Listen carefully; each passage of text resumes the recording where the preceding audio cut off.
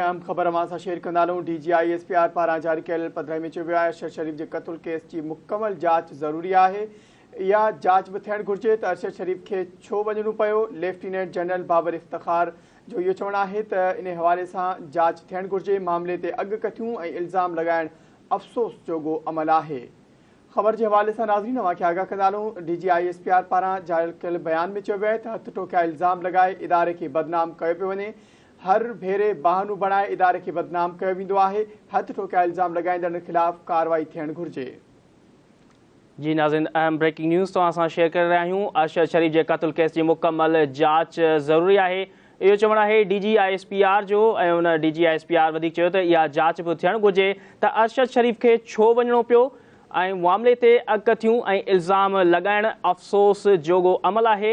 हथ टोकिया इल्ज़ाम लॻाए इदारनि खे बदनाम कयो पियो वञे। हर भेरे बहानो बणाए इदारनि खे बदनाम कयो वेंदो आहे। हथ टोकिया इल्ज़ाम लॻाईंदड़नि ख़िलाफ़ कार्रवाई थियणु घुरिजे। इन हवाले सां नाज़रीन वधीक तफ़सील मालूम कंदासीं। धरती TV इस्लामाबाद जो ब्यूरो चीफ नज़ीर चारण असां सां लाइन ते मौजूदु आहे। जी नज़ीर, आगाह कजो, DGISPR जो बयान साम्हूं आयो आहे, छा तफ़सील आहिनि इन हवाले सां? जी बिल्कुलु, DGISPR तरफ़ां हिकु बयानु आॾो आयो आहे त जेको अरशद शरीफ़ जो जेको कीनिया में अफ़सोसनाक सान्यो थियो उन ते जेको आहे सो DGISPR तरफ़ां अफ़सोस जो इज़हार कयो वियो आहे। ऐं हिन DGISPR जो इहो बि चवणो हो त असां अरशद शरीफ़ जे जेके क़त्ल वारो वाक़ियो थियो आहे उन ते असां जेको आहे सो ॾुखियो लाहियूं। ऐं असां इन सिलसिले में शाफ़ जांच कराइण जे लाइ वफ़ाक़ी हुकूमत खे हिकु ख़तु लिखियो आहे त अरशद शरीफ़ जे क़त्ल बाबति जेकी आहे सो हिकु कमीशन जोड़ी वञे जेकी साफ़ ऐं शफ़ाफ़ तरीक़े सां जांच करे ऐं जेके हक़ीक़तूं हुजनि उहे जेके आहिनि सो सभिनी जे आॾो जेको आहे सो रखी वञनि।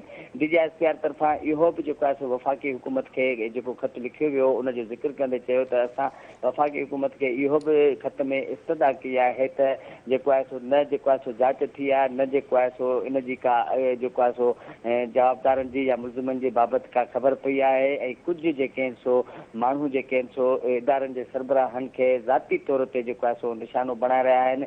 ऐं जेको अमल जेको आहे सो उहो यकीनन हिकु सरासर जेको आहे सो ग़लति आहे।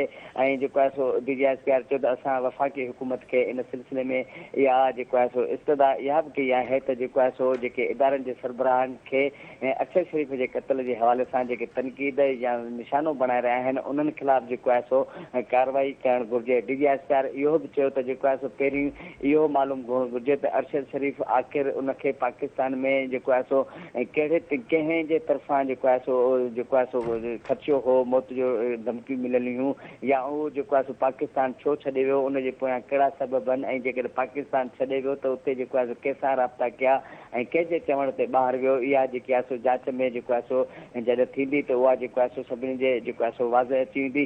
DGISPR वाज़ह लफ़्ज़नि में इहो चयो त हाणे जेको आहे सो असां वफ़ाक़ी हुकूमत खे चई चुका आहियूं ऐं इस्तदा करे चुका आहियूं त जेको बि अरशद शरीफ़ जे क़त्ल जे हवाले सां जेकॾहिं कंहिं बि इदारनि जे सरबराहनि खे निशानो बणाए वियो या ज़ाती तौर ते निशानो बणाए वियो त उन्हनि वॾी महिरबानी आगाह करण लाइ।